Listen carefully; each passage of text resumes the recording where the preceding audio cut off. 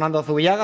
Good afternoon, everyone. My name is Fernando Zubillaga. I'm the Director General of the Logistics and Mobility Cluster in the Basque Country. I'm going to be the moderator on the mobility of goods. It's a very exciting topic and very challenging, as they say in English, because it's seeing a very significant transformation.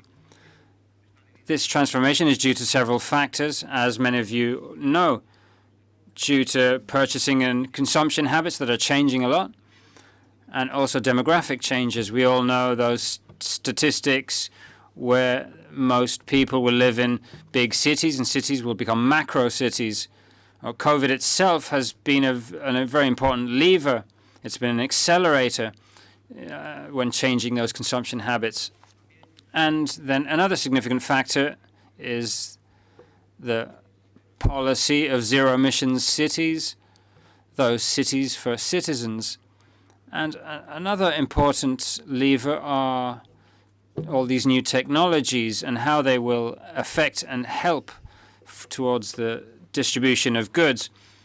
And to talk about this, to see how we're going to advance towards sustainable distribution in urban environments, we have a panel of speakers, and we have international experts to give their opinion and very different points of view.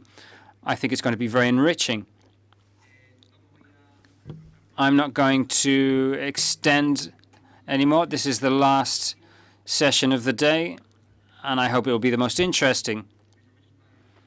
At this round table, we have José del Río Escobar, who is the Lieutenant Mayor, the Councillor for Mobility in Málaga, Sergio Paredes, who is the Sub-Director of the Correos Distribution Network, the Postal Service. We have Griselda Hernández Fábregas, the CMO of Estafeta Mexicana, Olivier Corbez, the Director of the Smart Freight Center, and last of all, José Carlos Espeso, the Head of Smart Distribution at AECOC. We'll start with the latter, with José Carlos Espeso, the Department Manager of Distribution at AECOC, who will talk about an international study they carried out on good practices in urban distribution of goods.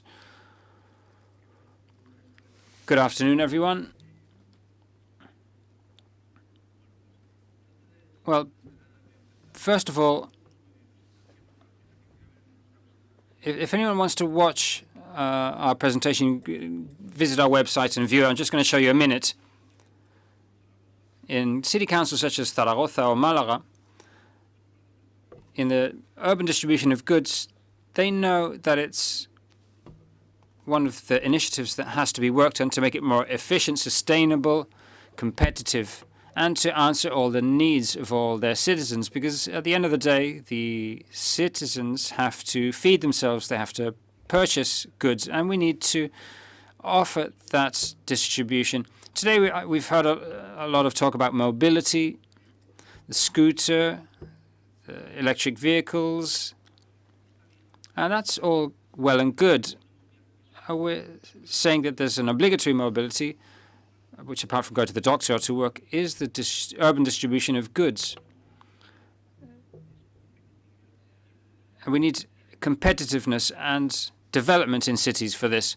Having said this, AECOC is the Association of Spanish Manufacturers and Distributors. To give you an idea, it's over 30,000 companies who are members, and we represent the entire value chain from the primary sector, the manufacturers, we cover logistics, distributors, and couriers, different sectors, consumption, food, restaurants, and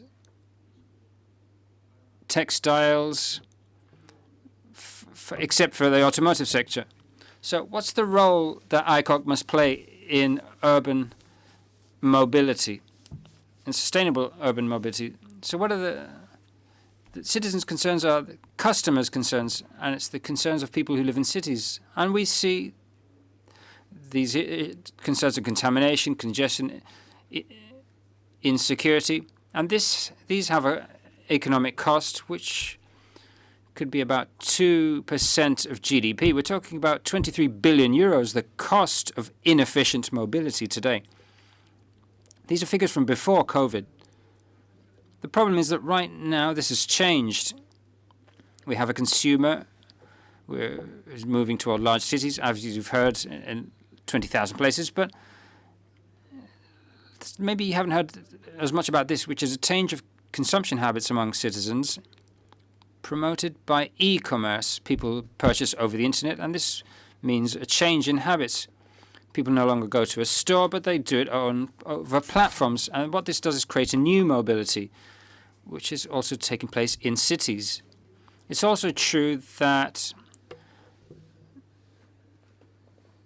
companies are moving closer to city centers. I remember a period when I don't know if you remember this advert about 30, 40 years ago. They said, come to Prica. When we were young, we all go to the shopping center, and then we go to this ballpark. But now, we're going down to the streets, and we can see these types of shops: Decathlon, MediaMarkt, IKEA, Leroy Merlin. So we're seeing this mobility towards the city centers. Food service is rising, as is normal. People purchase food over platforms, another entirely different mobility. And consumption in restaurants declines. We're in a country where at about 7-8%, where in other countries they're at 17-18%, and that e-commerce can rise even more, practically 20%.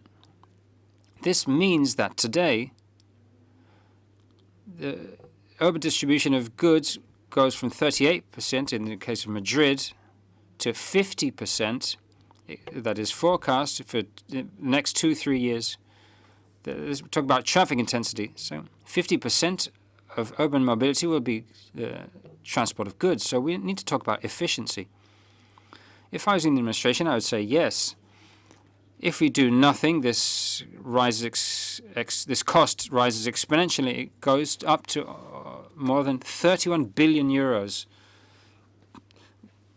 which will cost the private and public center, caused by inefficient distribution of goods in urban centers. So what we said was, let's propose a model where we work with the administration, not like Madrid 2030, where there were regulations. In the end, it wasn't agreed upon with the private sector. It had to be withdrawn. And then I've launched another initiative with the private sector. What we did was look at more than 80 success cases in Europe and North America. The answers to each stage of goods distribution, see how it goes into the city, how it's distributed, or how the delivery can be done to customers in different sectors, and which responds to the sectors we represent: hotel and restaurant industry, food, small shops, and large retailers too.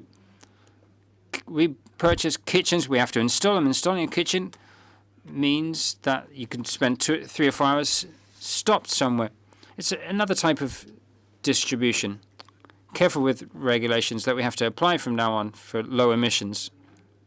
And in the end, we came up with a recommendation that we're working on with the municipalities and towns with more than 50,000 inhabitants, which allow us to test these proposals. We flexibilize access and unloading. We deploy lockers. We also have refrigerated lockers. Digitalization regulation of streets, it's essential. We told the administrations we have to dimension the areas of low emissions. Loading and unloading areas have nothing to do with what they were 10 years ago to today's needs. They have to be dimensioned. We have to carry out a study. We have to digitalize them. And we need to contribute towards the good operation, the establishment of multi-use lanes. Madrid has announced that they're going to set up that multi-use lane so that depending on which section can be used for loading and unloading, the generation analysis of data and platforms for consolidation of alternative forms of transport. So depending on which city and depending on which sector, this can be a solution. I don't want to go into this much more because I don't want to use up too much time. The next images are about the good practices in each of these cities, what each one of these measures contributes. This is the optimal times for heavy vehicles, or how the deployment of lockers will help for that 12% of e-commerce that will rise. So instead of users using vans, let's look at new models for the distribution of e-commerce and the digitalization of loading and unloading zones and multi-use lanes. Well, all this translates into CO2 reductions and better mobility in cities and less massification. In short, this is what we're all seeking. Thank you very much.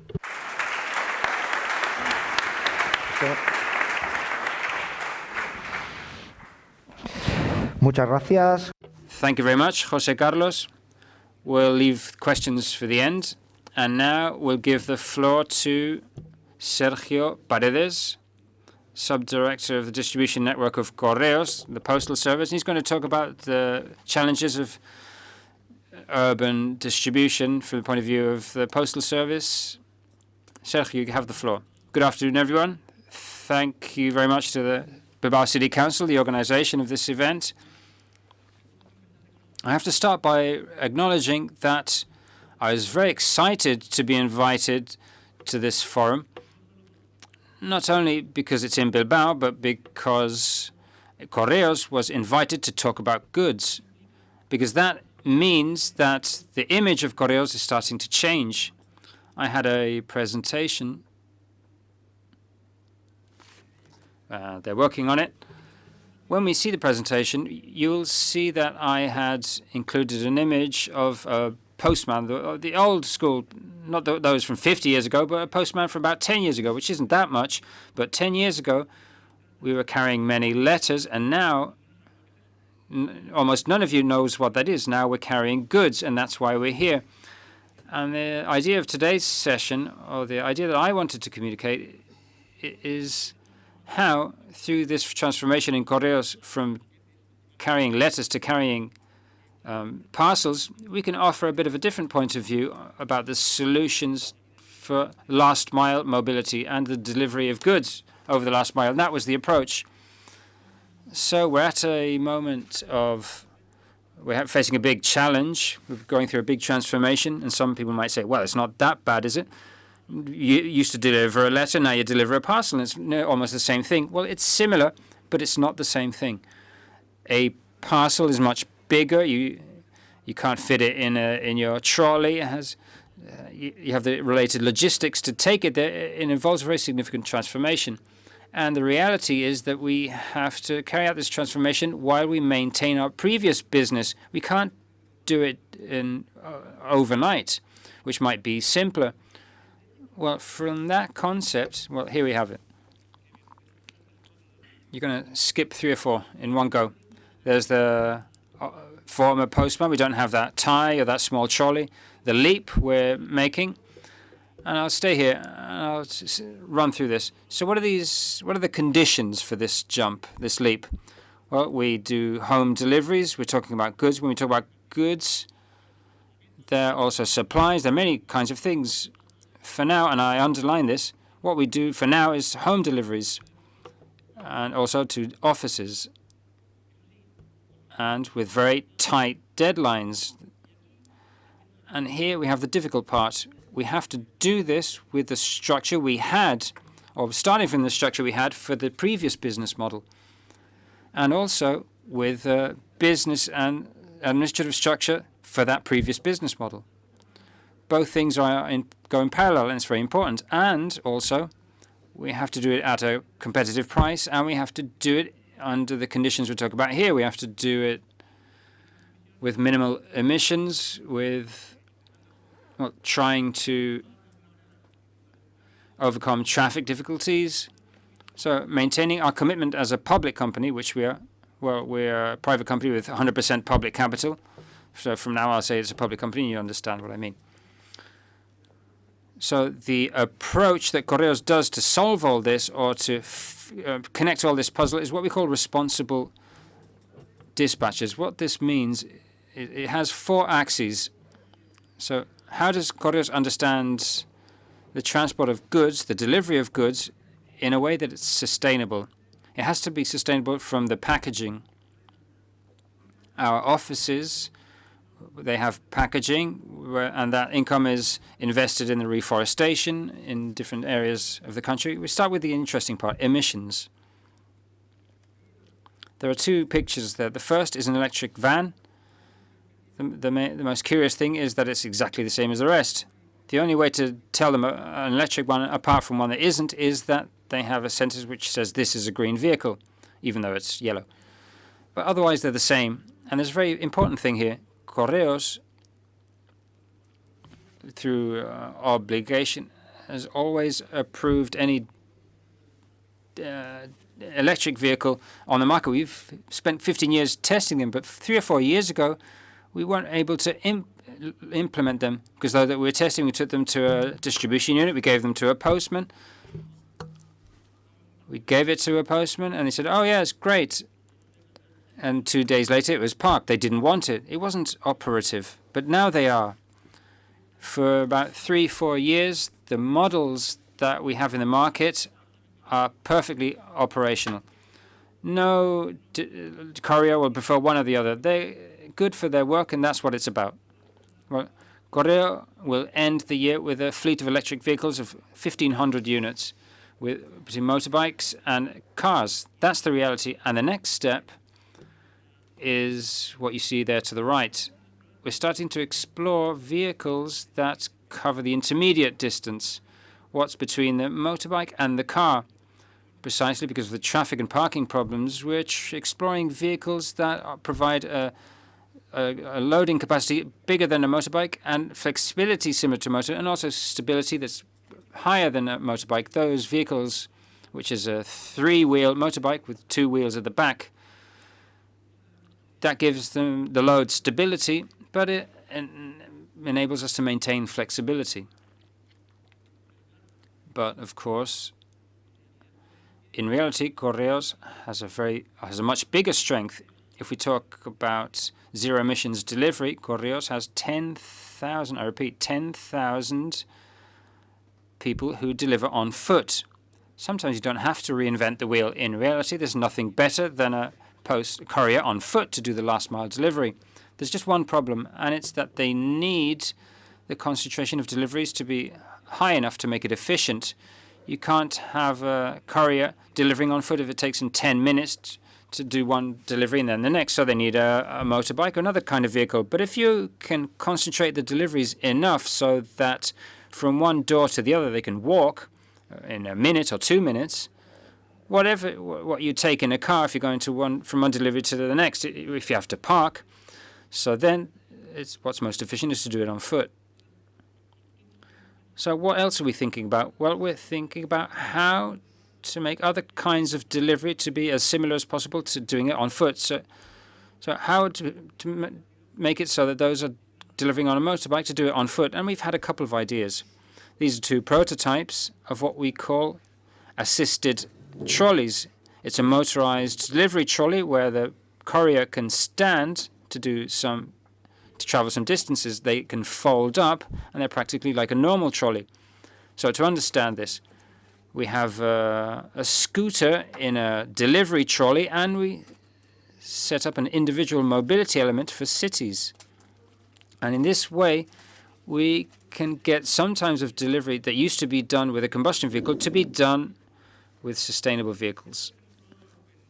We've tested this in a couple of places, and we're going to do it a bit more professionally in Madrid and Barcelona in a month. And if it all works more or less well, we'd like to expand it next year.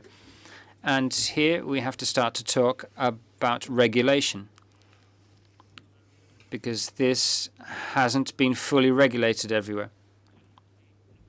Well, we can't talk about efficiency without talking about quality jobs. I haven't heard much talk about quality jobs at this forum, and the last mile can't be sustainable if it's not based on quality employment, because otherwise, sooner or later, that's going to give somewhere. And last of all, efficiency.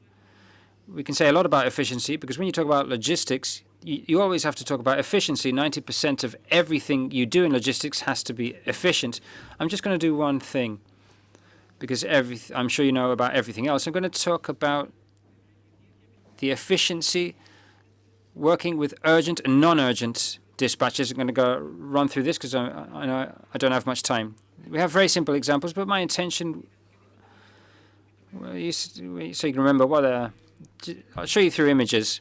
Simple example, I have a classification center which has 5 urgent dispatches and 5 that are non-urgent. And I have a means of transport where I can only fit 8. Well, I put in the urgent to fill it up with the rest, and I leave. The next day, those have become urgent, of course. And again, I have that day's load. And I have one more because there's more activity that day. I fill up my truck and I leave. I've still got 5 left. Those 5 are urgent. The next day, there is more load. So what happens? I filled up my truck and there's still some left. Well, 2 trucks then. What have I done? I've saved 2 routes. I saved the route of the first day and the second. This is extremely simple. I know that the logistics in transport, there are many levers, but I'd like to make you understand, because sometimes we talk about the efficiency of the non-urgent dispatches, and people look at me and they wonder, why is a slower dispatch more efficient than the other? No, the combination of both is more efficient. And it's because we do these things. The last mile, this is transport. Well, how do you do the last mile? The same way. I have to distribute a series of dispatches there. And so similar, my courier will choose those he can cover and he'll leave the others for the next day. Well, it's as simple as that. The fact of having 2 speeds allows us to add flexibility. We don't work with self-employed people. Self-employed people can give you flexibility because they charge per delivery. We have stable jobs with a fixed timetable.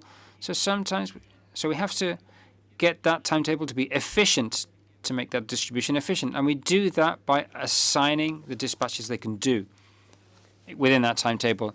And this philosophy gives us that flexibility. And last of all, in all this, I didn't talk about technology. How does technology help in this ecosystem? Well, technology, of course, will have to tell us what dispatch is urgent at each moment, because if I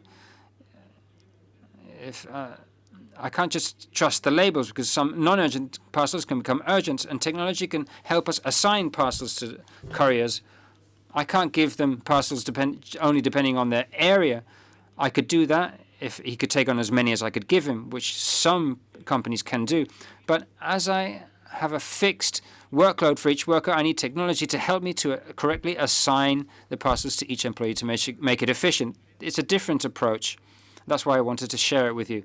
I hope this has been clear despite racing through it. So if you have any questions, I'll be delighted to answer them. Thank you very much.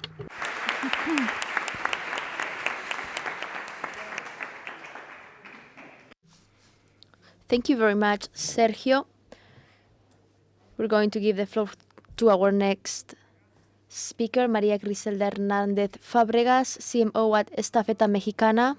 She's going to talk about the transformation of logistics into sustainability. Good afternoon, everyone.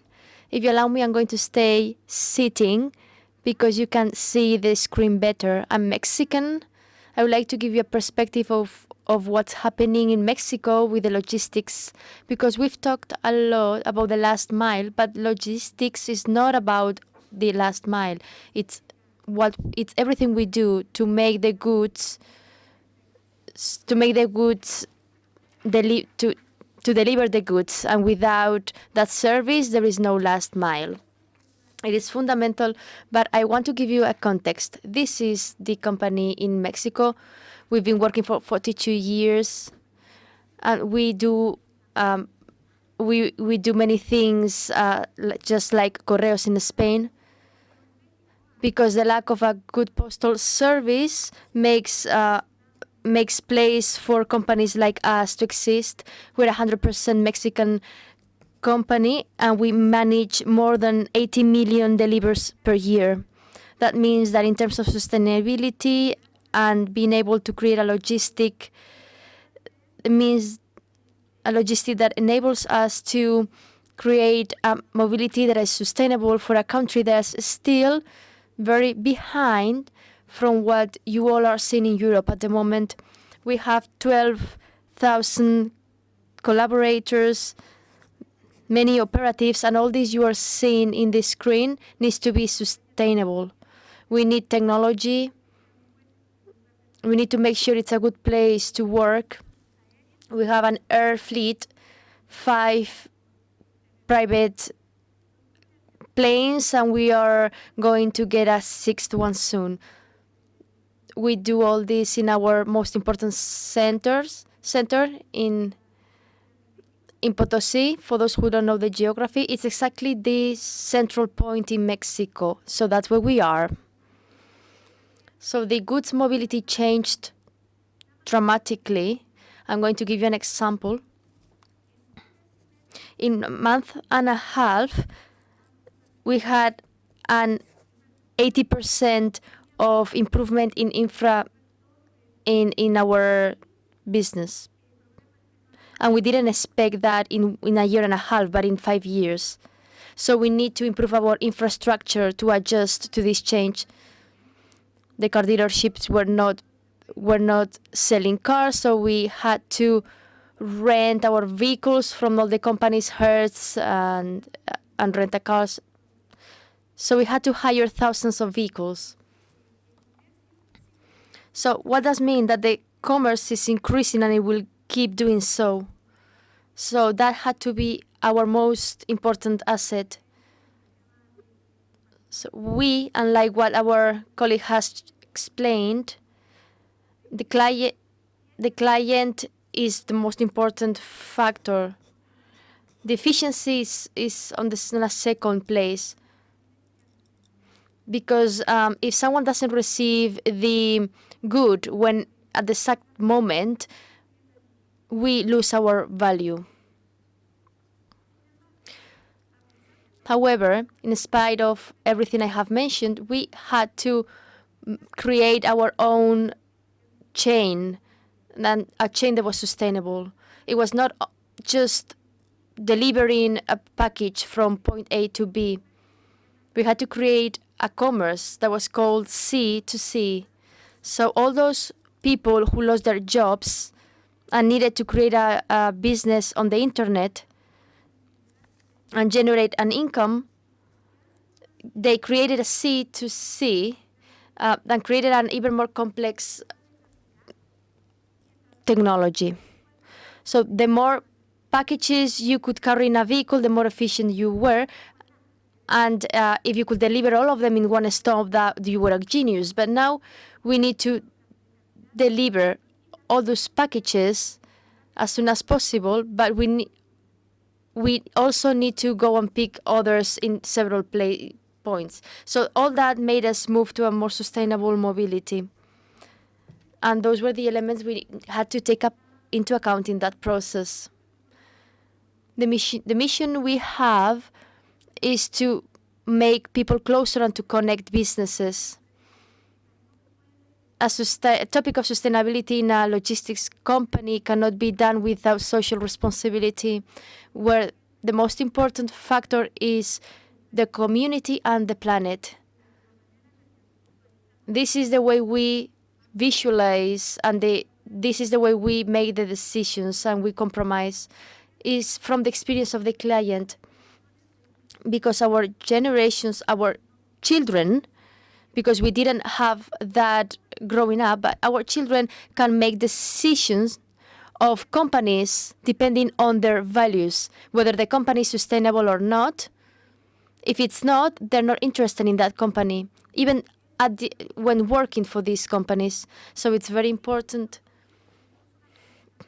So we had an energy transition in which we measured the carbon footprint, but we had to make use of the very little, because unfortunately we were going backwards, the little energy reform we were having. So we are encouraging all our hubs to use wind or sun energy. We are doing all we can to recycle water, oil, all types of waste that we can recycle. and we're trying to convert them in an important way. So transport, as I have mentioned, is not only the last mile. Transport means all the roads that are full of transport, because all the goods are being delivered. And it generates 80% of emissions in Mexico. So we have a fleet of 5,000 vehicles, and we have the best technology. Maybe for you in Mexico, there is no more than just that technology. And we don't have enough energy to work with that type of motors. So it's that type of circle that we need to tackle in a very efficient way, which is what we're doing for efficiency and to generate less CO2, is to program our roads with more efficiency. But if we don't have access to electric energy, look at this van here on your right. On your right, yes. It's the first van we've been able to import. And guess what? When it came from China. And why? Because the cost of this vehicle working in our type of operation is the only one who gives us the profits that we expect. So what happens? The more efficient the vehicle is, the more fuel we save, and that reduces our CO2 footprint. But not only that, we have a little problem of governance in Mexico.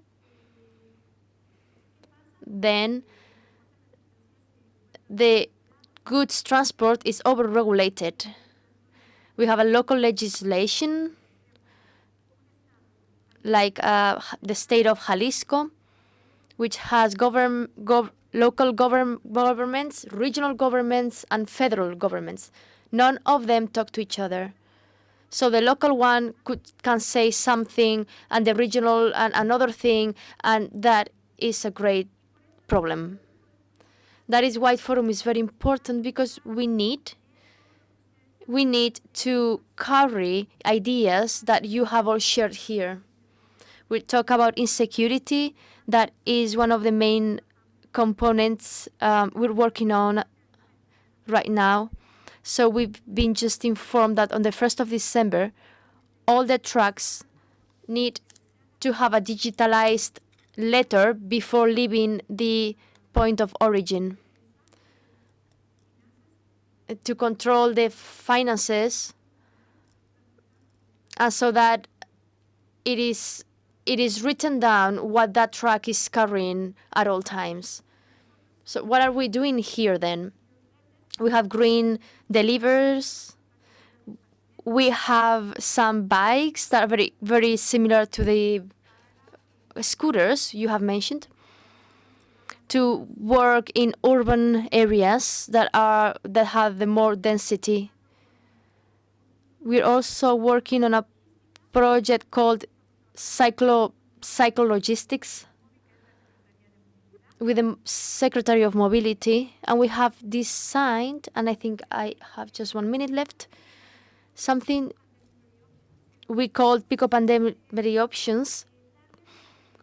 And this offers a chance for our clients to choose where they want their package delivered, at home or at an office, to improve efficiencies. We have an omni-channel, which means we communicate with our client via different channels in order to let them know when they're going to receive the package. And our goal is to reduce our CO2 footprint. We also have a proper line for the clients to purchase. And we have this option to decide whether you want your package to be delivered somewhere else or another day of the week. We can program the delivery so that it's perfect, and we can that way avoid second or third attempt to deliver the package. So we developed a logistics center So it's one of the most important economic centers in Mexico right now. That is basically what we have been doing for the sustainability of mobility. Thank you very much.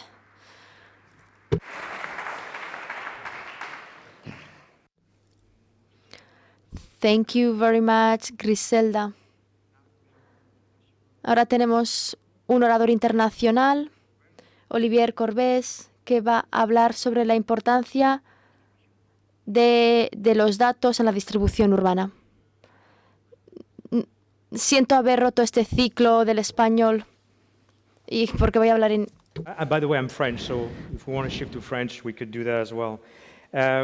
So I am Olivier Corvès, Executive Director of Smart Freight Center, and I'm based in Amsterdam, and I've been in the sustainability area for about 25 years in different capacity. But I wanted to elevate the discussion now, and we heard a lot of solution approaches, which are all very good. But before we get to solutions, Smart Freight Center was created to really focus on data and methodology, on how to account for freight and logistics, the impact from transport. So we are a small NGO based in Amsterdam, and I'll speak a little more about this unless I don't find the right button. Here you go. So once again, taking a macro view on the whole issue, I think many of us are here to address some of the elements associated with climate change. Logistics are set to increase by 42% in the coming years, and the agenda is to get to net zero by 2050. So we have a problem, and the problem is obviously not associated with private, public, whatever sector. It's a global problem, and everybody is busy trying to find solutions to get to net zero. So Smart Freight Center has been in this role of helping organizations, public and private, since about 2013, and I'll speak more to this effect. So in terms of footprint, you see some very large numbers here. We see road, sea, air, rail, and inland waterways. So definitely road being a very complex ecosystem because it's very fragmented, but there are ways to approach this sector. And sea is a little bit more structured, and we are working with a lot of companies to help them account for their emissions, CO2 equivalent. So this is the big picture. We went from a climate emergency to a climate rescue mode in the past few months, and this is definitely high on the agenda, and I think that's why we're all here today. So our mission, we are a dedicated NGO, so we've been initially created in 2013 with funding coming from oil and gas, believe it or not, but also public sector, European Union funding, to really address an issue which was really not very crystallized at the time, is to have a better grip on the methodology associated with Scope 3 emissions. So for some of you who have been involved in doing your greenhouse gas emissions, we have the Scope 1, which is relatively straightforward, Scope 2, which is your direct emissions, but Scope 3, which is everything else, it's your supply chain. So how to account for this Scope 3 is a very challenging effort, and as Smart Freight Center was really pushed into this space where we needed to create a methodology, which is called, I'll talk a little bit more about this. Our role is definitely to address all modes of transport, so air, sea, and land, and we are focused on guiding companies to basically really get a good grip on their data, on freight. We are obviously an NGO and pushing the agenda to get the tool that we developed, which is now public, to really being endorsed a lot more by governments, associations, and wherever we can have a voice, and to raise awareness. Cities, governments, everybody has a role to play. We are right now. Our goal is 100 plus multinationals. We work with very, very large companies. Some of them are, I think I saw a slide on IKEA being one of them, or we were seeing a lot of momentum from companies such as IKEA, Pepsi, UPS, obviously the shippers as well. And we work with public agencies, so some of them work with the ADEME in France, and so on. So our goal is to continue to pressure and obviously to get to net zero and helping companies along the way.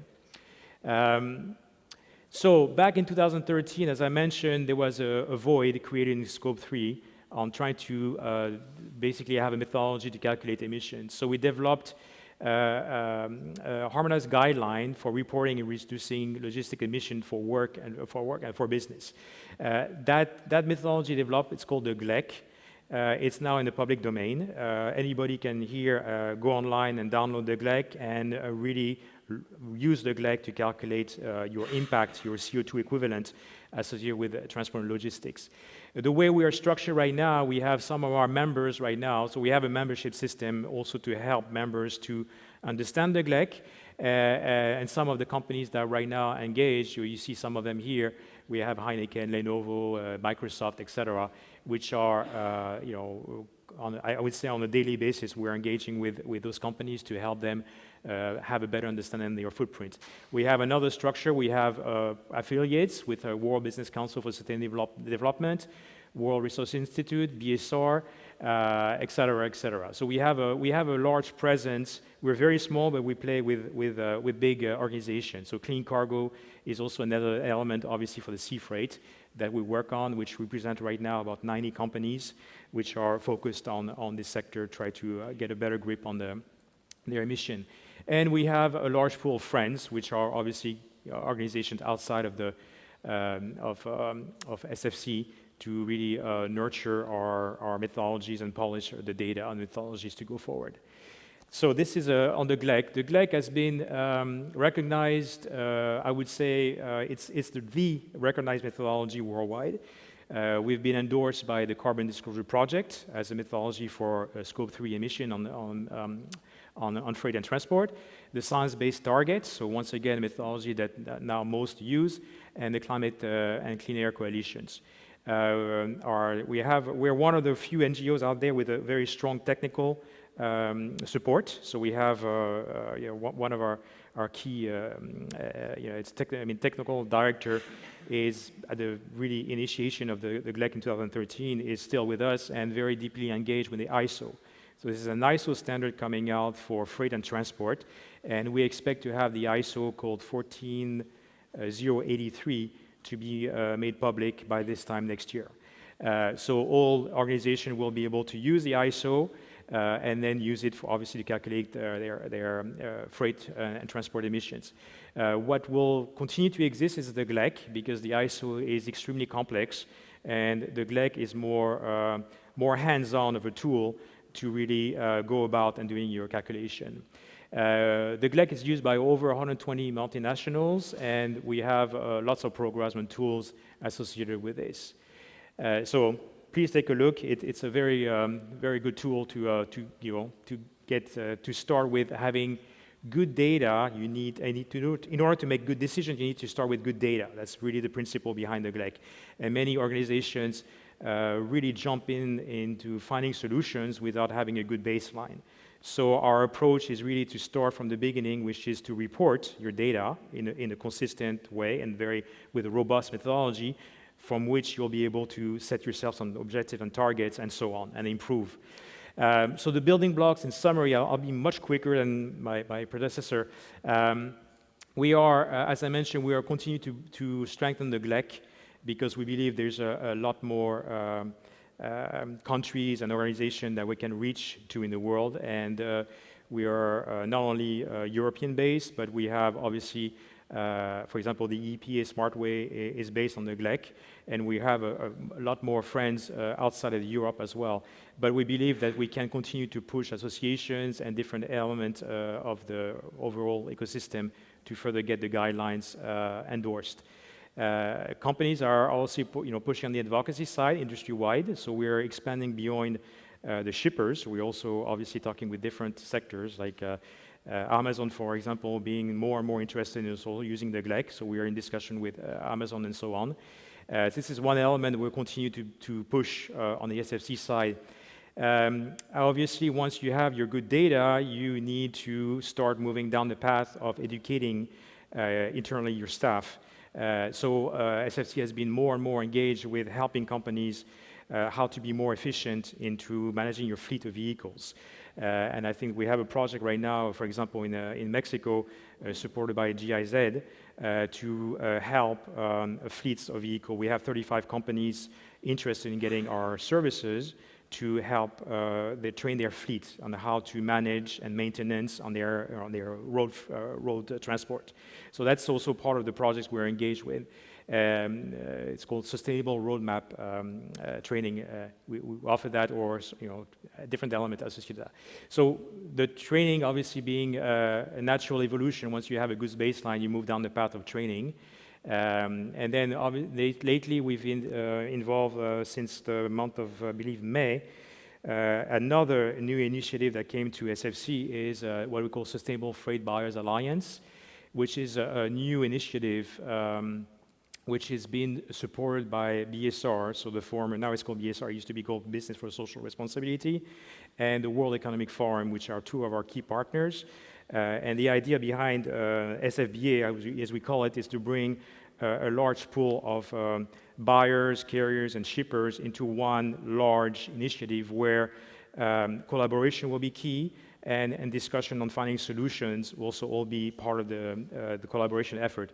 We have we've received a lot of very encouraging responses to join the SFBA, because up to now, many initiatives are very siloed, very vertical, and this one will be actually capture a much larger audience. We'll have almost the entire supply chain coming into one initiative, and as you all know, not all solutions work for everybody. So that's also part of the complexity that the feedback we receive from companies is that they want to find solutions, but it's complex, and we need to help them coming. So SFB is a big element. And last but not least, we have also an office in Beijing, which is, I know, much larger than the scope of this discussion today. But we have had very good responses from the Chinese government to endorse the GLEC. And the GLEC is on the way to become also a standard for China. Many of the companies we talked about, IKEA and so on, obviously are interested in what's going on in China because of the footprint generated out of China. So all in all, I think this is it in terms of where we are and where the building blocks of SFC, where we are primarily focusing. We do a lot of projects, but I won't go into too much details on this. So to recap, feel free to download the GLEC. As of last week, it's been translated in Spanish, so nobody here has excuses. So it's really fantastic to see it come in Spanish, and I have to thank the partners to help us get through that point. And we offer a lot of training courses. The SLR training, the Sustainable Logistic Roadmap, is a 9-session long training which brings in experts in logistics and freight to come in along the way. So it's a very valuable training tool, and we've had a lot of very positive feedback from companies. And part of the training course is obviously tied up to the GLEC, and what we talked about, the Smart Transport Manager for road freight. It's basically the project we have right now in Mexico. And Smart Freight Buyers Alliance. We'll be also at COP26, where we work obviously with large partners right now, and we'd be very happy to continue the discussion if you ever go to Glasgow in the coming few weeks. That's it for now. Thank you.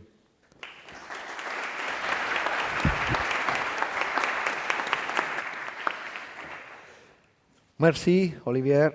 Y pasamos a la última ponencia que viene. So we're giving the floor to the next speaker, José del Río Escobar. He's coming from the City Council of Málaga.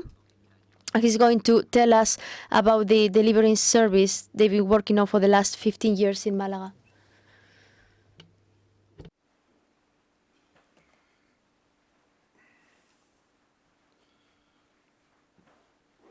Muchísimas gracias.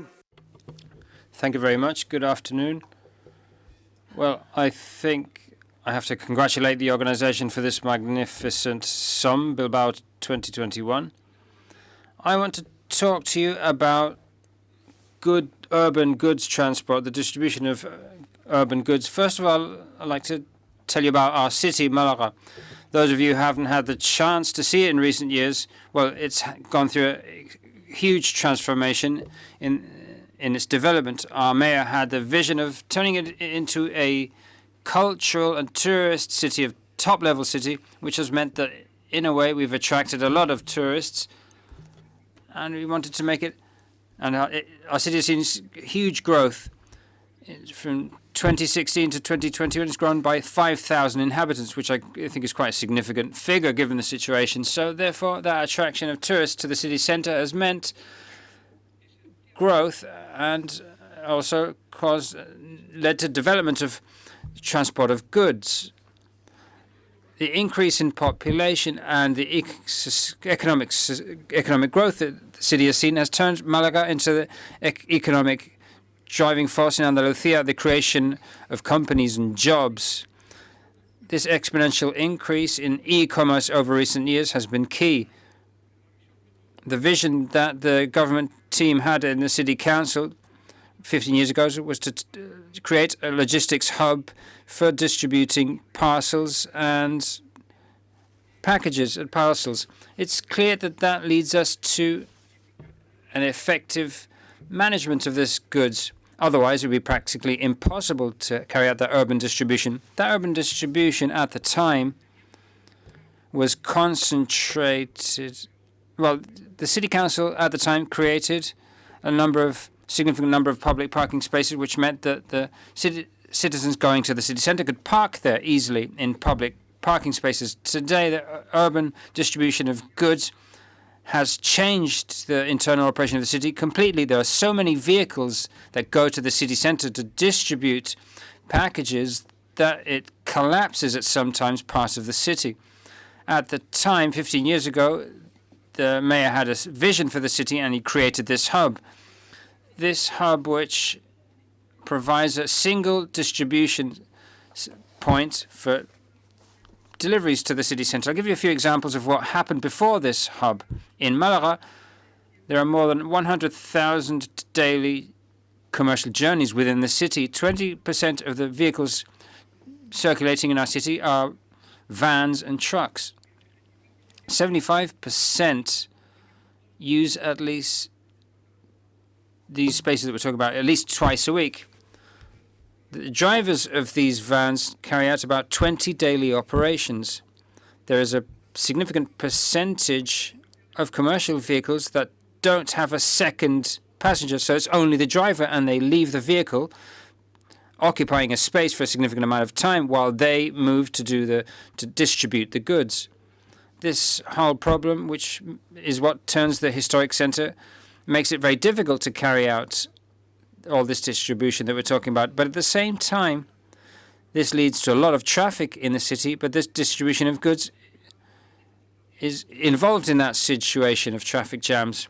So it's important to take measures for a more effective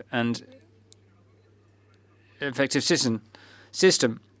We have logistics centers. We have a transport center, which is on the outskirts of the city. And that's where all the large goods transport, heavy freight is concentrated. They have their own companies there. And that enables us to avoid this kind of transport going to the city center. We have an attraction, a single point for the distribution of food, which is Mercamalaga. It has 300,000 square meters and it has its own service.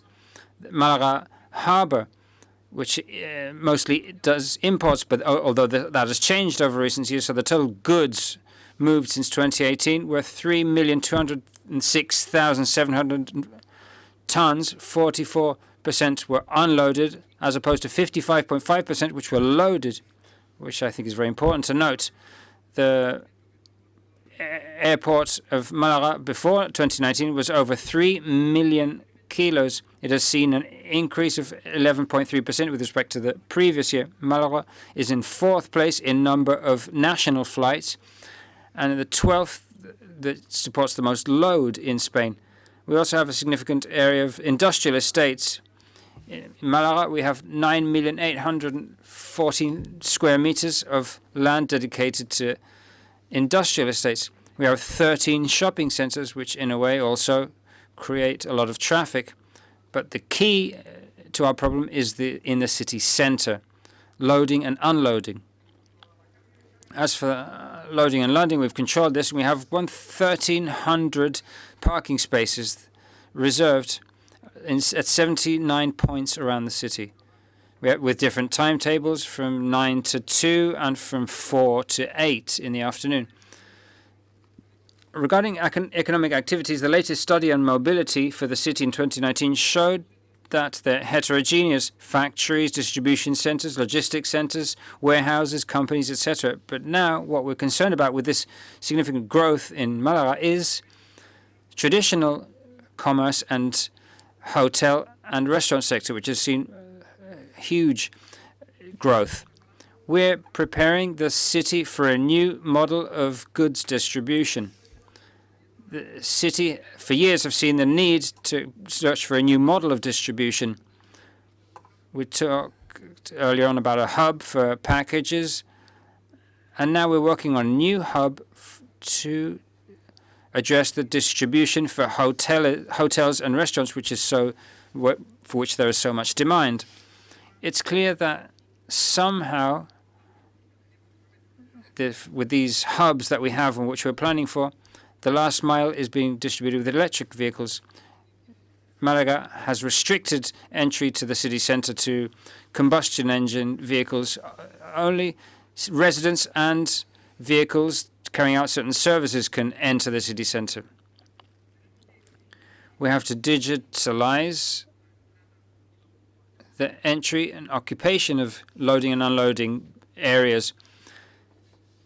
By digitalizing this, we have to offer the possibility to drivers who are loading and unloading to choose timetables, to choose the itineraries, and to reserve their space. If we can't make the most of these spaces, if we can't prevent the driver who's going on his own from leaving their vehicle in a place and occupying space for a long time, we have to avoid this. This means that the rest of the vehicles are causing traffic by circulating and contaminating and causing noise, which causes so much problems in cities. So I think that's a very important step. Digitalization, offering this possibility of reserving spaces and timetables to carry out this loading and unloading effectively. This project has the key mission of promoting a more friendly city which can be walked around in by its citizens. For example, in recent years, Malaga has gone through a significant transformation. If you've seen it, the urban center is all pedestrian.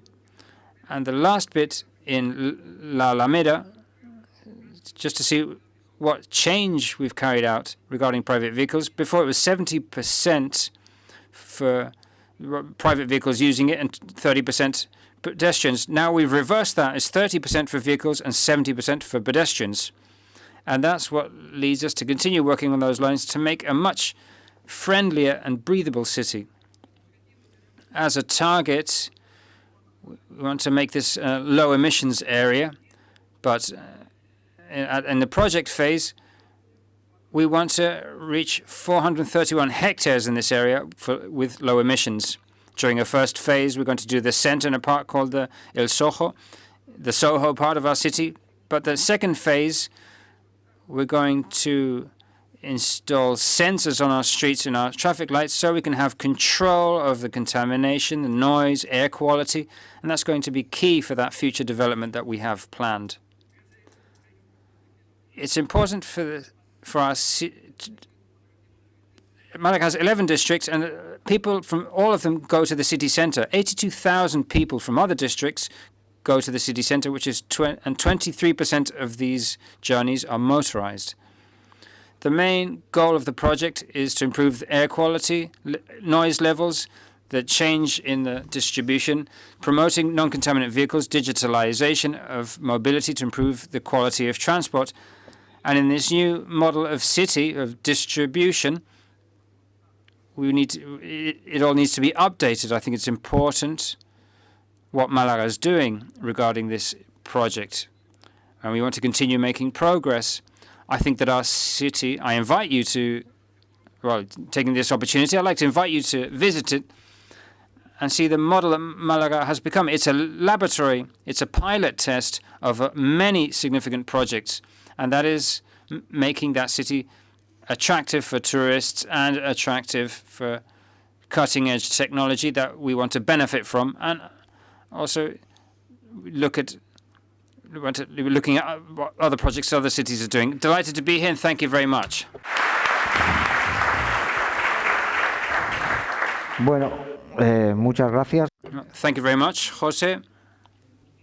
We have time for a few quick questions because we're running out of time. So if you want to ask a question, now's the time. At least one. Nadie. Nobody wants to ask a question? Well, I'm going to ask you all a question, and just so that we can finish as soon as possible. Well, it's quite clear that urban distribution in cities will create wealth, economy, and sustainability is becoming a differentiating factor. What also happens is that taking that step is quite costly. Could you offer a recommendation, some advice or warning about what you shouldn't do to make that transformation towards more sustainability for business, for mobility, very briefly? Well, I'd say two things. First of all, it's important to put the focus on the consumer, on the citizen, on the customer. It's also important for the administrations to collaborate with the private sector for different models of urban distribution, and careful because there's a change of lifestyle, change of consumption, but also a cultural change. There aren't distributors, there aren't couriers. This is a global SOS. There aren't couriers. What's happened in Great Britain is because there's a lack of labor. It's like the joke, if you see a canoe and you see the people drowning on this, well, a joke.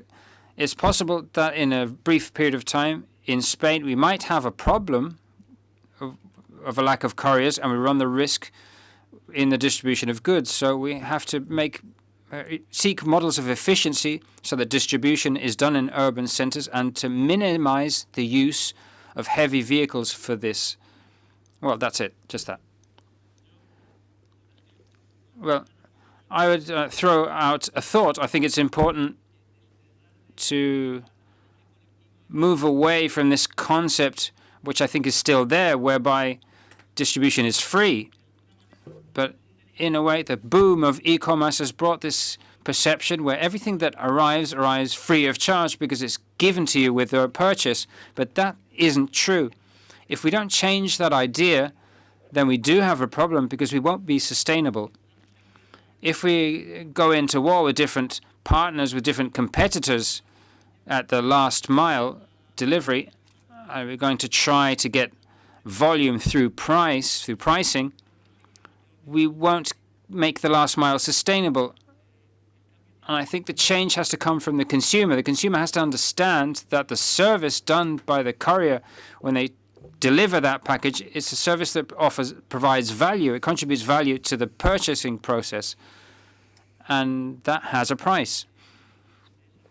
And based on that, I think we can get a sustainable last mile. Yes, I think one of the important things is that we do what we say. One of the big mistakes is to say, how do we sustain this? But the talent in organizations can see this. I think that's one of the big mistakes. It's to say that you're doing something that your people don't see that you're actually doing it. I think that's very important.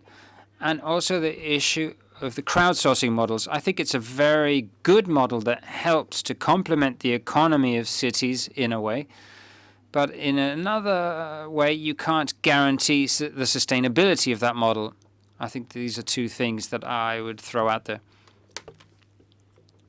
Just add that, I mean, from a private sector perspective, it's clear that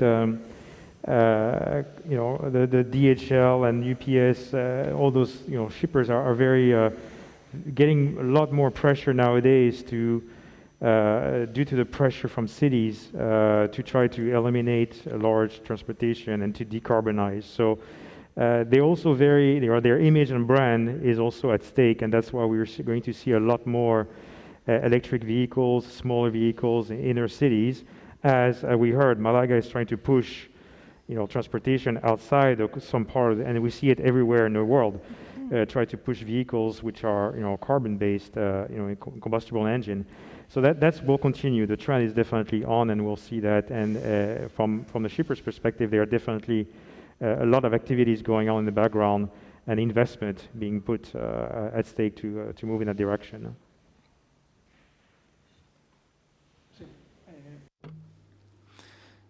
It's clear that citizens, after this situation of pandemic we've gone through,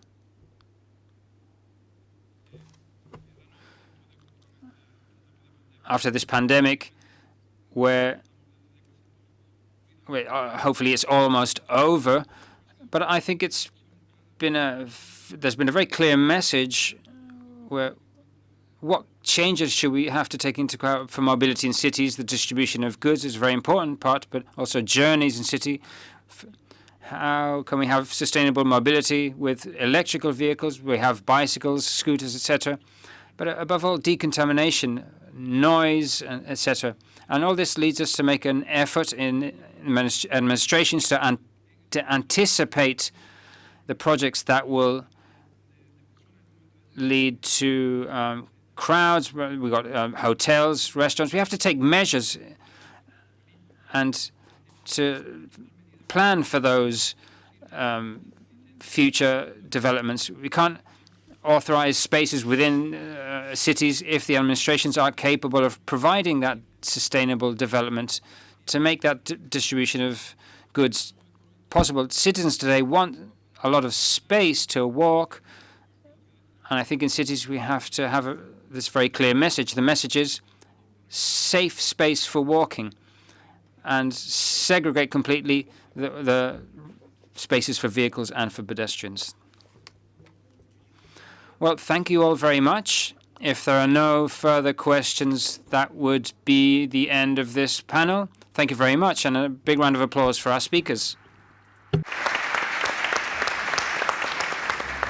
Thank you.